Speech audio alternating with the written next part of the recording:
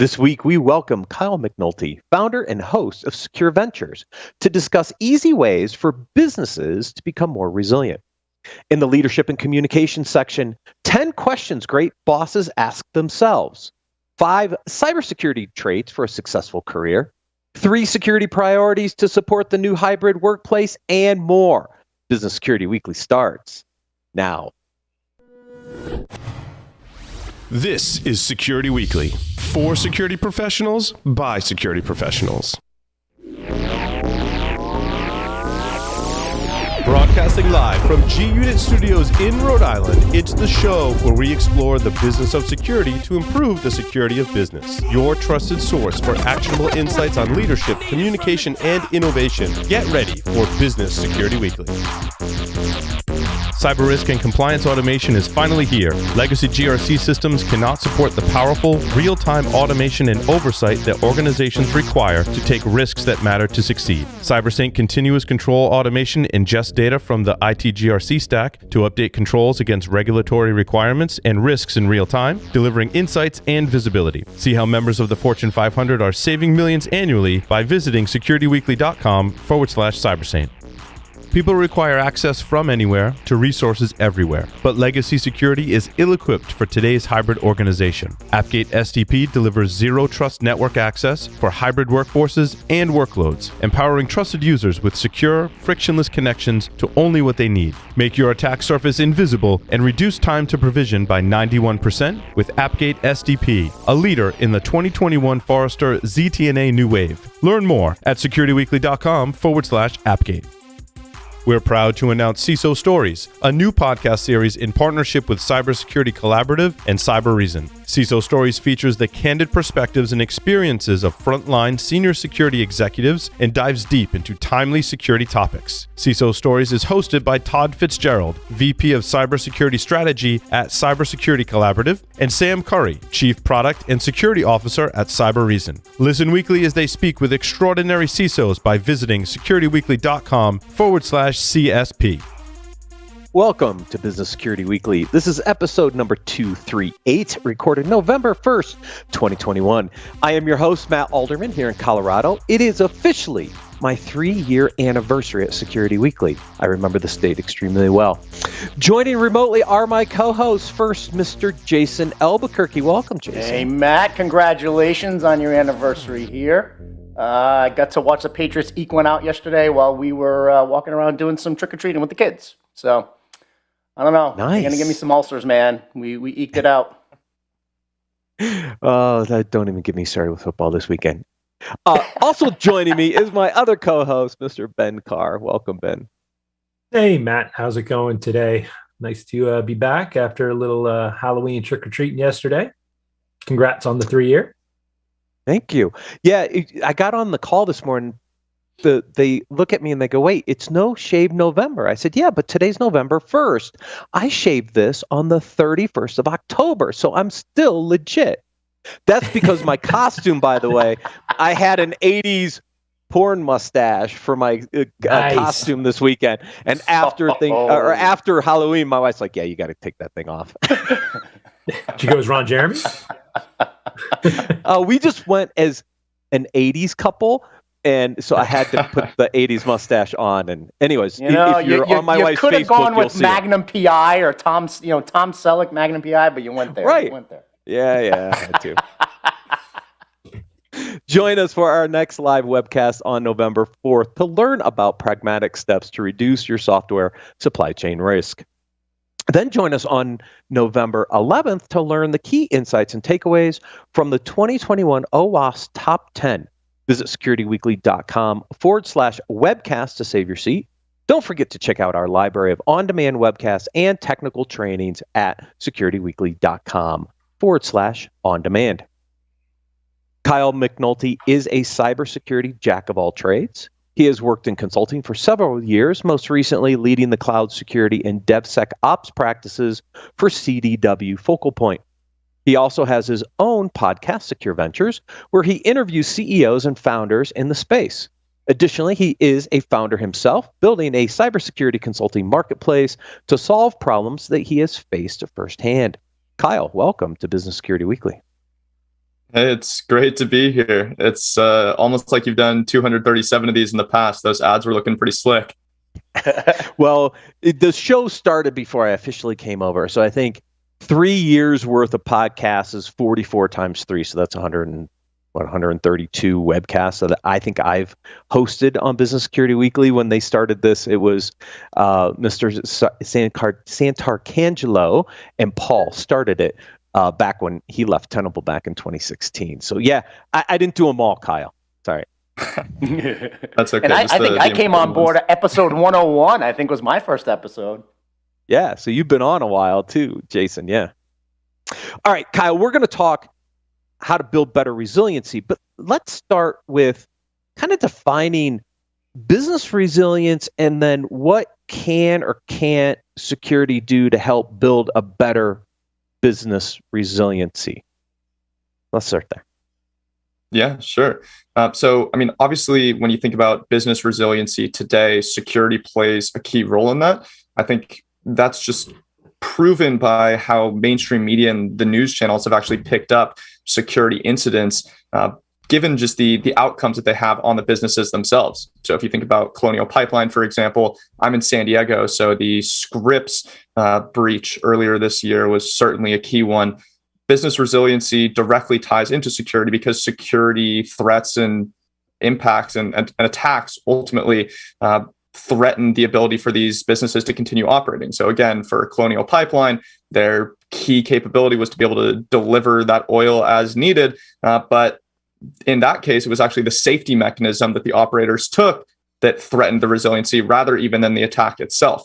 So ultimately, as these organizations are thinking about business resiliency, security is one of the kind of key attack vectors or types of events to be aware of. But it's not the only one. So how do companies prioritize their resiliency strategies, and where does security fall in that priority stack? Because to your point, it is a key component, but it's not the only component. So how do organizations try to address this and prioritize where cybersecurity fits in the overall business resiliency structure? Yeah, sure. I think one way to think about this for security professionals is almost think about it like a threat modeling activity, right? When you think about something like threat modeling, your job is to consider some of the different types of attacks that might impact your organization and ultimately prioritize out from there based on the impact of the organization, the likelihood, what are the compensating controls that are needed to address that. So from a business resiliency standpoint, if you take the same approach and say, okay, there's different types of threats. One might be a security threat. One might be personnel threat. One might be a very physical, real threat, like an active shooter, for example. So let's go ahead and break down all these different potential mechanisms that will impact our business resiliency, the ability for our organization to continue operating, assess the severity and likelihood of each one, and be able to make prioritization decisions from there. That's assuming you're doing a threat model.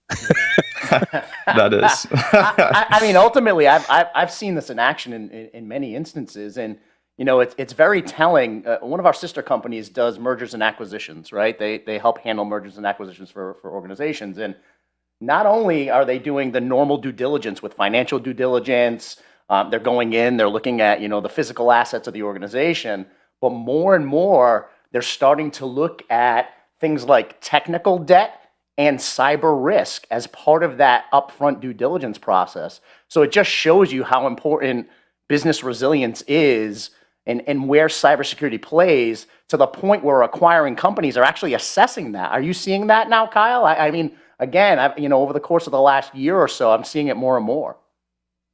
Yeah, certainly been involved in several of those, several clients that have been going through that process, both on the buy side and the sell side. And that's one of the key factors that comes into play. I mean, beyond just kind of business resiliency in itself, right? It's okay, what is the risk that's being introduced to this organization, and what are the different types of negative consequences that might be born out of that? And that's going to ultimately impact several different aspects of that acquisition, including, okay, what sort of personnel from the organization are we going to be bringing over? What are how are we going to decide on the kind of uniform technology stack after the acquisition? Is it going to be the acquiree or the acquirer that gets to move forward with these different capabilities that they've built? And ultimately, all of these different components are then going to come back to affect how this organization continues on in the future and is able to address, to your point, both cyber risk, but also these kind of more broad elements as well. Yeah. I think it's certainly becoming more, I don't know if it's the norm yet, but it's definitely becoming, I don't know, I'm seeing it happen, right? A lot more. And I think it needs to happen a lot more because the costs of that are starting to become something that people are seeing as a hardline cost in that M&A activity. So, that's really interesting that you're saying you're seeing more of it and you've been involved with it. I'm just wondering, like, if you think about, the prevalence of that, I still feel like that's early stages of companies really trying to adopt that. Do you feel like that as well, or are you really seeing a lot more momentum in that area? Yeah, I think it's certainly rising along with just activity in the industry as a whole. Like I was mentioning earlier, right? Security is becoming more of a primary concern for just the public in general, and especially executives and boards. So when previously security was maybe something that the CISO prioritized in the acquisition, now it's becoming a priority of executives and the boards of these companies, just because they understand more and more how brand reputation can be damaged by one of these types of events. And to your point, I mean, there's more and less formal variations of what this activity actually looks like, right? So for example, if a company is going to look at trying to be acquired, they might want to brush up on their security posture with something like an assessment, just to make sure that they're very touched up in terms of their security practices, their strategy, able to communicate a strong story to that acquirer. However, the other side of it would be, like you mentioned, kind of building into that M&A process. The acquirer, when they're looking at actually buying a company, especially depends on the size of both of those companies, then you would have to go through that full due diligence process of, okay, let's get down to the nitty gritty. What are all the different security controls and practices that are in place within this organization?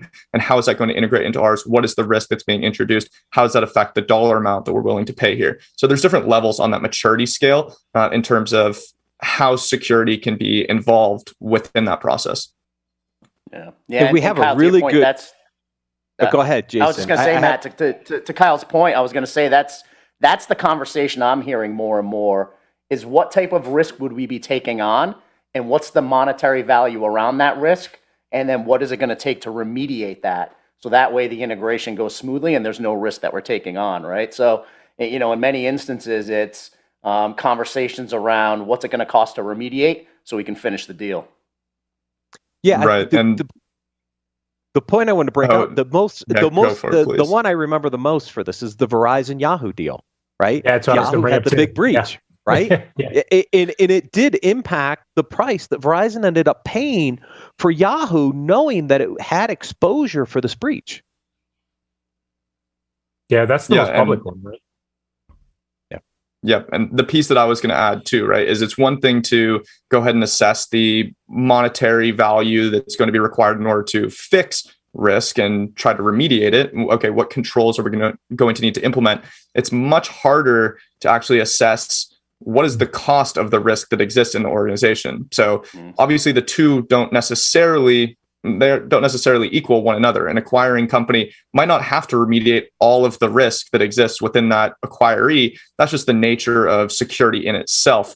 As an industry, you're not going to be able to eliminate 100% of risk. And so it goes into that conversation of, okay, what is the risk to our organization? How much of that are we going to remediate? And then somewhat of a best guess in terms of what the end output is going to be in terms of negative impact from an actual dollar standpoint. Yeah, but that goes along with the rest of the risks that any business is looking at with an M&A, right? Yep. I think the change here is really that, cyber is being considered with that stack of risk. And it harkens back to the conversation we've had on, the last several episodes about how, really cyber is becoming a business line driver. And so I think from that perspective, if you think about it as a CISO and you're trying to participate in the business, you have to become aware of how you're going to contextualize that risk for the business, not, as you say, try to eliminate it, but how do you get it to a point where either the business can be comfortable with it and comfortable with the cost of addressing it, or say, this just rises to a level where it's too expensive and maybe it affects the deal at some level. Yep, to be sure. And again, that's where it becomes a much broader conversation outside of just security itself, as with just acquisitions in general, right? A CISO, for example, is going to have some sort of say in terms of the cost to their team, the actions that their team is going to need to take. But ultimately, an acquisition is involving many more players than just the CISO. That's just the reality of how business works. And so they're only able to have some small piece of kind of say in that ultimate decision. But again, boards and executives are starting to pay more attention to what they're actually saying. Right. So Kyle, as we think about things that organizations can do to be better in resiliency, where are some easy areas to address it? As we were doing the prep call for this, you had a couple interesting areas where you see an opportunity to address resiliency as part of those processes. Yeah, to be sure.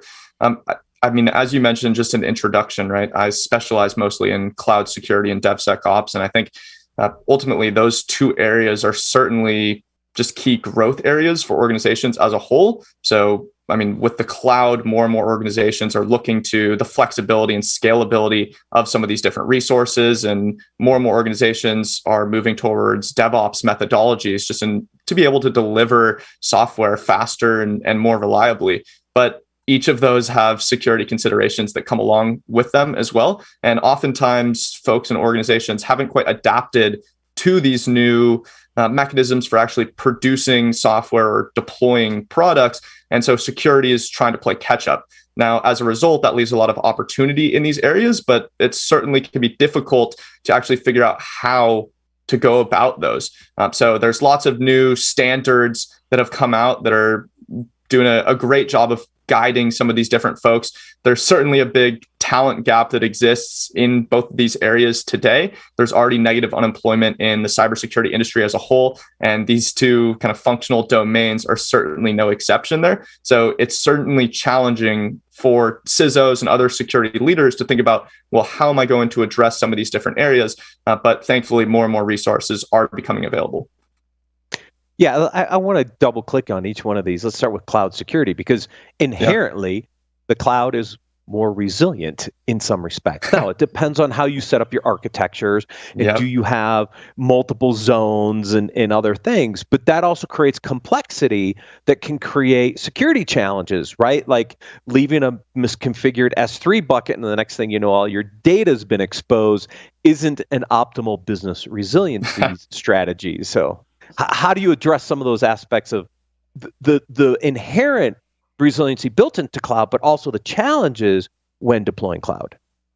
Yeah, that's a great question. I think a big issue that comes with the cloud, right, is there's this expected resiliency or availability improvements as soon as you stand up cloud resources. But oftentimes, if you're building a robust architecture, it's going to take more consideration in terms of what that actually looks like and how to design it effectively to meet the needs of the business. So if you need very simple uptime standards and it's a very simple architecture like a single VM, then sure, maybe you're fine with some of the defaults. But in reality, how many organizations are actually taking an approach to the cloud that meets those simplest use cases? Well, not many. One of the examples that I've seen in the past with one of my clients is they went ahead and replicated some architectures across multiple regions, but their network security groups that were configured on each of those regions no longer actually matched one another. So even though they applied security best practices on one of those regions when they first set it up, when they went ahead and replicated it to try and make their business more resilient, well, they actually introduced additional security risk and defeated the purpose entirely because they didn't follow the appropriate configuration practices. They didn't have those standards in place that defined what the network security group rules actually need to be for that second region and for that architecture. So I think that's where it goes into just understanding cloud architecture, cloud network design to that next level beyond just when you're walking through the setup wizard for a new resource. It seems like Ben wouldn't know anything about that. No, you expected me to pop in here. I guess that, I've been a fan of a long time. Kind of saying that you can outsource the the responsibility to run it or the workload, but you really can't outsource the risk, right? You still own that risk. And I think that's where a lot of people have failed. And it seems like that's what you're alluding to, is that, people who don't want to do the work or put in the effort think about cloud or cloud security vendors as the easy button, right? Or not just cloud security vendors, any cloud vendor, right? Any managed service provider. They think about that easy button, and it's really not, right? I mean, you really have to dig into it and find out how is that service that you're outsourcing to configured. Are they doing their due diligence? What are their controls and processes? And sometimes that's getting hard to find out because people are trying to, obfuscate that and just say, hey, trust us. But I don't think you can. I think you have to dig into it. Thoughts on that? Yeah, I think there's certainly some examples where the easy button is a fair analogy, right? I mean, I think if you think about configuring Kubernetes, for example, using something like ECS within AWS is going to make your life a whole lot easier than trying to configure that from scratch. Taking the control plane responsibilities and all that configuration out of your hands is definitely going to make security much easier. But to your point, there's a lot of areas in the cloud where that's not the case. And so it's not fair as a kind of CISO or security practitioner to think because it applies in one area, it applies across the cloud entirely. For example, right, if you take networking in the cloud again, sure, there's some defaults that are set up, but you have to make sure that you're still applying those appropriate network rules similar to how you would in an on-premise environment. So even though it makes the actual management of that process much easier, you still have to do a lot of the legwork yourself to make sure that it's configured properly. Yep. Yeah, I mean, just from some examples that I've seen over the course of the last few years, sometimes and many times that easy button was a necessity that had to happen, because look where we were for the past 2 years. I've seen so many, emerging enterprise, mid-market organizations where the viability of their business was dependent on fast forwarding their technology plan by 2 years and going to the cloud as quickly as they could just to keep themselves in business. Now security is an afterthought. So, for me, they don't know what they don't know. And they went into it saying, I need to keep my business alive. I need to move to the cloud. I need to get, my business in a place where, I can continue to drive revenue into my business. Now we're having the conversations around, hey, let's take a look back and say, did we secure this properly? So Some of the cloud migration was just necessity to keep businesses running. And I think as security professionals, we need to, number one, realize that. And secondly, help those organizations get to where they need to be, because so many customers that I work with didn't know what they didn't know. And they moved to the cloud because it was the business easy button, not the security easy button. Yeah. Yep, I 100% agree with that. I think if you think about, again, both of these areas, right, cloud and DevSecOps, they both stem from that business decision, and security is playing catch up. And part of what's making it so challenging for these security teams to really catch up is that you have to think about the culture of security differently in both of these areas. And when developers or operations folks kind of get used to that lack of guardrails, it becomes very challenging to implement some of those security best practices back into place. Yeah, and we were going DevOps next, Kyle, because it's one of my favorite topics. Because when you think about it, Jason brought up, the issues around technical debt. One way to move forward and to iterate more and to get your business continuing to go is DevOps, right? And businesses have adopted this to continue to push forward with their code, maybe get rid of some of that technical debt, but really serve the business purpose. But that also brings up a whole set of challenges, because you talked about Kubernetes. Well, yes, whether you run it in the cloud or not, Kubernetes by itself is a complex little beast, right? And as you deploy these applications, maybe multiple times a day, I mean, security teams, it's the frequency change that I think puts security at a weird place, right? Because I used to use this analogy all the time. I think it's still valid. I remember back working for Qualys and Tenable when we could get organizations to scan their networks like once a month. Like that was good, right?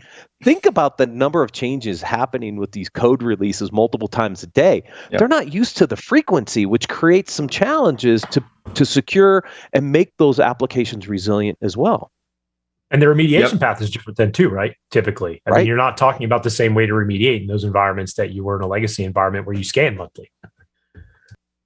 Yep. And I mean, on the bright side, right, the tools have certainly adopted this new approach. I mean, as you can see, just the number of tools that label themselves as DevSecOps tools and are focusing on some of those key capabilities, such as continuous scanning on every single deployment. If you think about just the rise in CI/CD pipeline usage, but again, to your point, right, these are kind of core challenges in DevSecOps at this point is how is the security team really adjusting to this new approach where it's no longer about, okay, right before the product ships to production, we're going to do a code review. Well, that's just not sustainable anymore. That's completely blocking this new approach that these other teams are looking for. And again, as security practitioners, we have to remind ourselves that we're working to support the business rather than inhibit the business solely for security use cases. So there's a whole culture shift that comes into this in thinking, okay, I have this great new set of tools. How am I going to integrate this into a process that actually works for the developers? And how am I going to use that on an ongoing basis and support these developers in order to make sure that they understand the value of security within the application, have the tools to actually remediate those issues, and how am I making myself available to support that entire process and lifecycle? Yeah, and that's where I think Microsoft's acquisition of GitHub and what GitLab's been doing are actually very beneficial to that end state, is because I think both of those organizations have done a really good job of integrating security into the DevOps pipeline, which allows you to get there, right? Because otherwise piecing it together gets much harder. Yeah, and that was going to be the point I was going to bring up, Matt, without causing friction. Because the last thing we want as CISOs is to say we're stopping have the CEO come to you, knock on your door and say you're stopping the business, right? So it's how do we integrate it without causing friction so those developers don't have pitchforks and torches coming at our door. Right. And a lot of CISOs would even be lucky to get to that point, right? A lot of times developers are going to have more sway in an organization than the CISO. So if you try to implement a process that's introducing friction, you're probably not even going to get to the point where you can stop the work because it's going to get just immediately rejected by the rest of the organization. Right, exactly.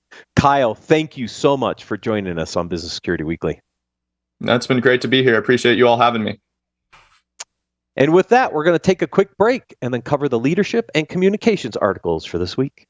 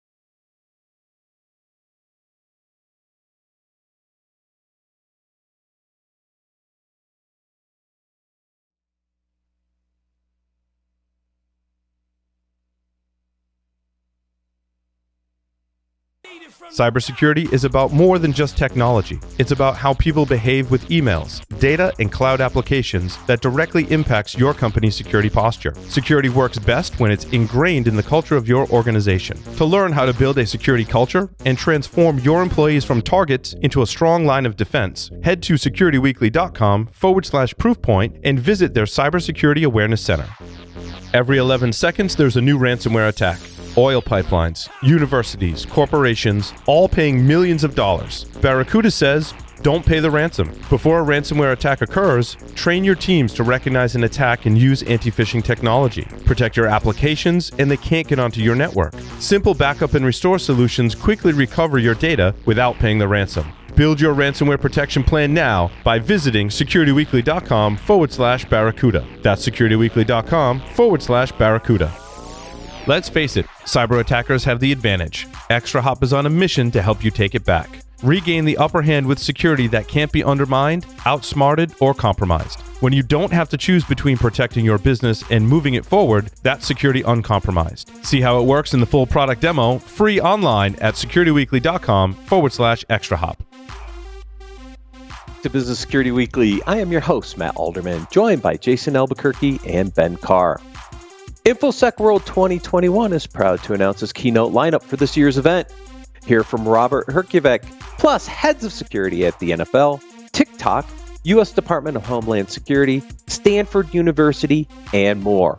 Plus, Security Weekly listeners save 20% on Digital Pass registration. Visit securityweekly.com/ISW 2021 to register now. Security Weekly Unlocked will be held in person this December 5th through 7th at the Hilton Lake Buena Vista. Keynotes from Alyssa Miller, John Strand, Leslie Carhart, and Dave Kennedy. Visit securityweekly.com/unlocked to register for free and check out our rockstar lineup. Gentlemen, articles for this week. I started more on the leadership side this week. These first two articles, I really enjoyed them because, it's in this trying time, I like to pull out articles that really help leaders kind of do an introspective and really try to understand what's going on, not only with them, but with their employees. And so this first article talks about the 10 questions great bosses ask themselves. I gravitated directly to number 10, by the way, which ties into the second article. Yeah. But before we go to number 10, thoughts on the other 9? Yeah, well, I mean, I started reading the article and I'm like, Matt picked this for me because General Mattis was in the beginning, the beginning statement, right? So it's kind of funny, being a Marine and seeing an article that another Marine wrote. It's pretty funny that we many times go back to our Marine Corps leadership focus. And one of the things that the author put in there, was actually a statement that came from General Mattis's book called Call Sign Chaos. And it says, if I were to sum up the biggest problem of senior leadership in the information age, it's lack of reflection. And it's kind of funny to read that because Call Sign Chaos is an outstanding book. I've read it a couple of times, to be honest with you. And one of the things I always pull out of that book is a statement that General Mattis says that history builds your own shock absorbers. And I love that because I love to be able to say reflecting on things that have happened allows me to be a little bit more stable in the future, right? So history building my shock absorbers is an awesome statement that I use a lot. But to get to the article, all of these items, I can honestly say, are extremely important for leaders to sit back and reflect upon themselves. And in many instances, over the course of my career, when I'm having one-on-one with peers, one-on-ones with employees, one-on-ones with board of director members, CEOs, CROs, I will always ask for feedback. I'll ask questions like this. Am I communicating effectively to you? Am I losing things in transition, right? What can I be doing better to help serve you? Being in the Marine Corps, that servant leadership style is just natural to me now because, in the military, that's the epitome of leadership, is having that servant-oriented leadership style where where you're in a position now to serve others, right? And there's only one way to really truly get effective, and that's through feedback. And feedback are all 10 of these questions, to be honest. Mm-hmm. Yeah, and I think it's an interesting perspective to think, are you spending too much time like trying to figure out like where to go, or are you getting it done, but then I guess being reflective of as you're going down that path to make sure you're aligning with the destination that you want to get to, right? So I resonated a lot with number 3, who I want my team to be. And I think that's really, a thoughtful leader will think back and say, am I actually leading by example? Am I, espousing the things that I want the team to be? And am I looking for mentors and leaders, in my own vision that I see that I want to be like, right? And that's how I think, you brought up that shock absorber. I like to say that, we are the sum of our experiences. And so, you experience those things that aren't resonating, and you decide you don't want to do them either personally or professionally. And hopefully you're gravitating towards those things that are actually enablers and leading you forward. But I think if you're not having those conversations, with those close around you who you can trust, and and your stakeholders to say, are there things that I need to course correct? Are there things that I could communicate more effectively? Or, how can I, better be a servant towards the eventual goal and what you're looking for? I think those things are super important. If you're not doing that, you're not being an effective leader. Yeah. It's like, I look at it like you're not keeping score during the game, right? And for me, I have to keep score during the game because perception can easily become reality. And in many times, maybe just not communicating effectively may create a perception that, a business unit leader or a peer, doesn't think well of you, right? And they think that maybe there was a different motivation behind a decision you made. And being able to quickly identify that, number one, and secondly, fix that perception, because it could have been something extremely genuine on your part that was just, misconstrued or wasn't communicated correctly. But, to be able to fix that on the fly very quickly, the only way you can do that is through communicating and having conversations with many of these questions on the regular. Through relationships, right, Jason? Because if you think about a lot of the ways that we've gotten to communicate, it's, it was email, now it's text. And I think, we've lost, especially, it's hard to maintain that in a remote work environment. I think it's really important to try to work on those relationships because ultimately, like you said, those miscommunications are easily done in an email and super easy to do through a text, right? Because you're being short and terse and to the point, and you don't have that personal interaction that's coaching people on the way in which maybe the intent was behind what you say. So I think that's a really focused point you have to think about. Yeah, you can't tell emotion through a text message or an email, right? Yeah, and 100%. I don't know how many times over the course of the last couple of years, I'll be sitting at a red light and I'll respond to a text message that I got, and then I'll get home and I'll text the person back and say, I am so sorry I was so quick on that text. I was sitting at a red light and I just wanted to get you an answer fast, right? Like to me, I'm like, oh my God, how did they take that? Because I was just so curt and so fast. That now I go back, I'm like, hey, now I have time, let's talk, right? Or something like that. And, because I just don't want things to be perceived, in a bad light, just because time or trying to react quickly, through a text message. But yeah, it's things like that have become my focus to make sure that perception is really where it's supposed to be at. The last one is around autonomy, and it ties into the second article around forget flexibility. It's all about autonomy. And I put these here together because if I think about how do we build the next leaders? How do we build our teams to take on the next leadership roles? And a lot of this has to do with giving them the freedom, the ability to make decisions and learn from that and continue to grow. And I tie this into this next article because in this hybrid world, for lack of a better term, a lot of people are thinking it's all about flexibility, like on-site, off-site, hybrid, remote, whatever. But autonomy plays a huge part in what employees want. And if you give them those freedoms and you give them the ability to make decisions, they will turn into eventually the next set of leaders. And that's why I focus so hard on these first two articles. Well, 100%. And in Call Sign Chaos, they talk about decentralized leadership, and that's about autonomy of the troops, right? And that's how General Mattis led his teams, was through this decentralized structure that he had. And he was very successful. But you know what he did? He made sure everyone understood the goals. He made sure everyone understood the principles that he lived by. He made sure everyone understood how those goals were related to the mission, right? So, you know, he was is a very good communicator, but while he was in the Marine Corps, a very good communicator in establishing the principles, establishing the goals, establishing what it meant to get the roadmap to those goals. And that created the ability for him to build the relationships and the trust to have that decentralized model, the autonomy within his troops.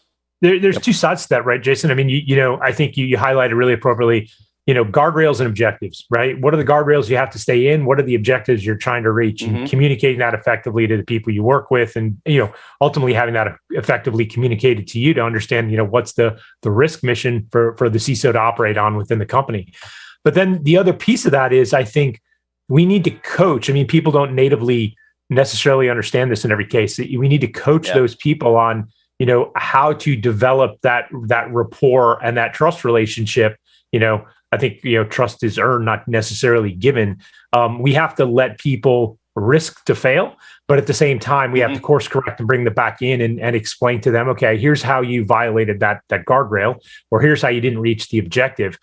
In order to get that trust where I oversee less, how do I get you to the point where you are autonomous, right? How do you build that respect and trust relationship? And mentorship plays a key part in that, right? And that's where, you know, that leadership structure and creating that mentorship structure is extremely important, because now you have folks who can help guide you through.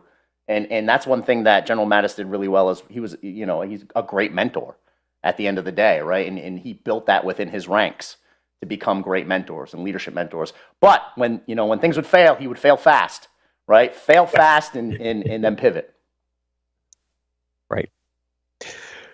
So we're going to skip ahead to number 3, because I think we beat that horse, but in a great way. I mean, I think the conversation is great, because this is how we're going to build our leadership skills and how we're going to build our next teams. The next one is your business making these risk management mistakes. And we were talking about a little bit of this on the previous segment, where we kind of started going down the business resiliency and threat modeling and stuff. And so here we are looking at, you know, from a risk management perspective. And the first one that comes up, and we've talked about this for, I think, the last few weeks on end, there's a couple here that there's some common themes, like organizations that rely on large collection of best-of-breed solutions often have trouble getting comprehensive visibility into their systems. Who would have thought? Holy crap. The fanboy statement of the year right there. Right. Then we followed up with zipping past zero trust, which has also been a big topic on this show over the last few weeks. And honestly, I think that was my point with the cloud migration, right? We had so many organizations in the previous segment. We had so many organizations who rushed to the cloud to keep their businesses alive. They didn't do some of those core security controls that they needed to, right? So they were they're migrating to the cloud because the easy button to get them to continue to drive revenue. Well, now guess what? Time to take a look back and you know, zero trust, all of those things we've been talking about for, you know, decade plus, but all of those best practices and really the core security controls that they need to put in play, you know, time to go back and look at that. And email security falls right into that as well. I mean, those are core functions. If you go back to that first point, Matt, like, you know, organizations rely on a collection of best of breed solutions. I don't know. I kind of think people should rely on, organizations should rely on best of breed process and people. Right before you get to solutions like that, that's part of the failure here, right? Is like you're thinking about this from a technology mindset, not really from that people mindset and how you actually, you know, get to where you want to go. So this was I guess an interesting article, but it was weird how they approached it. I think the last one, skipping past the incident response plan, Man, I see that so often where, you get in an organization or you talk to peers and, they are not planning for the eventuality of an event. And I think not having that ahead of time just puts you in a really bad place, because as a CISO, in my mind, it's inevitable that either, right as you're starting, something major is happening with the release or something with the company. You're planning as the CISO to go on vacation. Inevitably, something's going to happen, and not having a plan for how you address it is just a miserable way to find yourself in that situation. Yeah. Yes, which ties into the next article: 3 priorities to support the new hybrid workplace. Again, from a security perspective, right? Now, number one, we kind of know, but man, if security by design were easy, we'd all be doing it, right? And then you throw privacy, trust, and compliance in there at the same time. I mean, come on, guys. Like, really? Yeah, you think we can get there? This article, so the one that tipped me over the edge was a security first culture. If I walked in the door and I looked at my CEO and I said, listen, we need to have a security first culture, he'd look at me and say, no, we need to drive revenue first. Right? I mean, at the end of the day, I get it. We want security embedded in our culture. We want it to be part of the fabric of our culture. But in no way, shape, or form am I going to walk up to a chairman of a board of directors or a CEO of an organization or a chief revenue officer and say, we need to, and slam my hand on the table and say, we need to have a security first culture. Not going to happen. I'll get laughed out of the room, right? But talking about having ingrained in our culture, that's different. A pillar. Having it part of the DNA of our culture. It's got to be a foundational tenet, right? I mean, it's, I've worked for companies before where this has been the case, and I've worked companies before they haven't. But I validate your point. Like, we're here to do business, not to be secure, right? That's right. But hopefully what we're here is to do business securely. 100%. So it's a balance, and I looked at that statement. I said, that's not how I would walk in the door and talk to an owner of a company or a chairman of a board of directors. I'm not saying that. Not happening. Right. But the second point, the one in the middle, security testing, monitoring, response, preparedness, back to your point, Ben, right? Being prepared for the eventual event, because it's going to happen. And if you're not prepared, this is how organizations are going to fail miserably. Yep. Well, I think people used to say, like, we're going to figure out how to avoid an event, right? Avoid a breach. And I don't know if that's the best messaging to send out there, right? I mean, if you go to your board and say, we're going to prevent an event, and then it happens, like, you don't look like you're in a really good place, right? Versus going and setting that expectation that, hey, look, we hope we don't have one. We'll do our best. But at the end of the day, like, the measurement and the metric should be on how quick do we recover and how did we handle the event? And was it the least impactful it could be to the organization? Right. And it puts you in so much better place when that potentially happens, right? And even if it doesn't, I think contextually, you're just setting up the right framework for security to work in. Yeah. Yeah, and it's funny. You started off, Matt, with a General Mattis article. Now all of a sudden my mind went straight to military mode, and it's ultimately it's train how you fight. You got to build the muscle memory. You have to, otherwise you're going to fail, right? And that's the reason why in the military we practice, test constantly, because you have to build the muscle memory. And if you're in an incident response scenario, you haven't built that muscle memory, you're going to fall on your face. Yep. And to take it back to your point, I mean, from a military side, I mean, you practice with your unit, but then at some point you have to practice in a multi-unit dimension, right? 100%. Because if you're out there as infantry and you don't know how to handle when you need artillery support, that's going to be, again, a bad day for you when the rounds go the wrong way. So, that's why every year we'd meet at 29 Palms, California, do combined arms exercises, and we'd have everybody there. Yeah, right. So, I mean, and that same thing should apply in the corporate world, right? Involve legal, involve marketing, involve sales, involve every part of the organization that potentially has some impact level in these exercises. Don't run them just tactically. You need to run them strategically. That's right. Back to your cybersecurity culture. Here are 5 tips for building a cybersecurity culture in your organization. I actually like number 1 because it says start in the C-suite and make security relatable. As in, we're not security first, we're revenue first. But how does security help protect revenue and drive the business forward? That's right. No, 100%. And we talked about it in the last in the last segment, as we were having the conversation, I'm saying there's an example of how security is a business enabler. Here's another example of how security is a business enabler. Think about that. If you're part of the due diligence team acquiring another organization, and as the CISO, you're assessing and having your team assess that organization, you're a business enabler, because now you're going and you're looking at the risk that company could potentially bring to you, and then working with your leadership team saying, hey, wait a minute, we could be taking on millions of dollars worth of risk here. We need to maybe renegotiate that price or have some level of contractual agreement that's going to be remediated. So I look at that as business enablement right there. Right. I like the last point here, and we've touched on it, I think, once before. Have a CISO succession plan in place. Because of the tenure of CISOs, like, how do you know who the next person is? And that's partially, and I think you've explained this before, Jason, like, you have people that were kind of, you were grooming to be that next level. 100%. Exactly right. Yeah. It's a strategy that I ask my staff to always employ within their teams, is always have that succession strategy all the way down the ranks, right? Yeah. Where you have and I call them your lieutenants. We all need to have our lieutenants, because at any point in time, I could, tap my director of security and say, listen, I need you to be sitting in strategic meetings with me side by side for the next week. Well, somebody needs to be taking on what that director was doing on the day-to-day, and that's that lieutenant, right?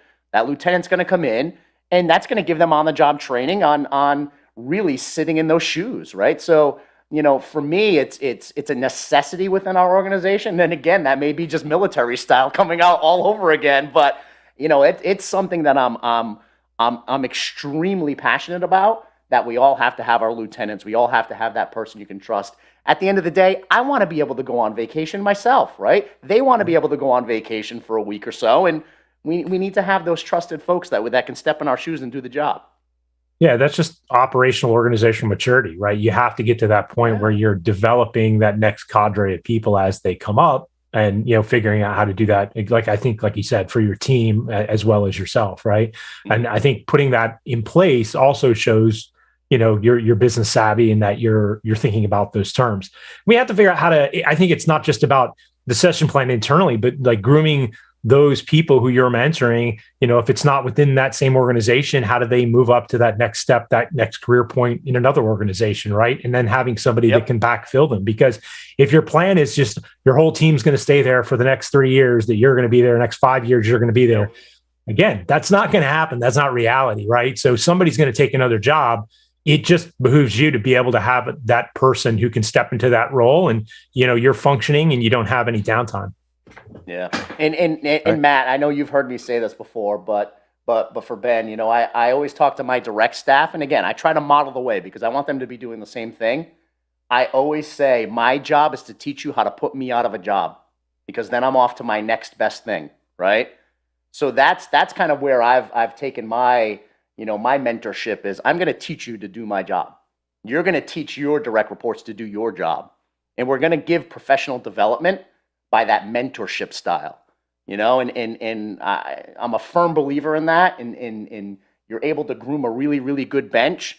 And honestly, I almost feel like that's helped me retain folks by having that mentality. Mm-hmm. Oh, 100%. They love that kind of culture. They love having that level of mentorship, and they know I'm always going to be there to have their back. And their staff feels the same way about them, because they're there to have their staff's back and teach them and mentor them. Yeah. And whenever you're looking at a role, or, somebody's looking at a role for you, I mean, those type of things come up, right? And staff you're trying to hire, they're going to back channel and find out from, your staff what that relationship's like and how you operate. And so I think that's super important to have that relationship there.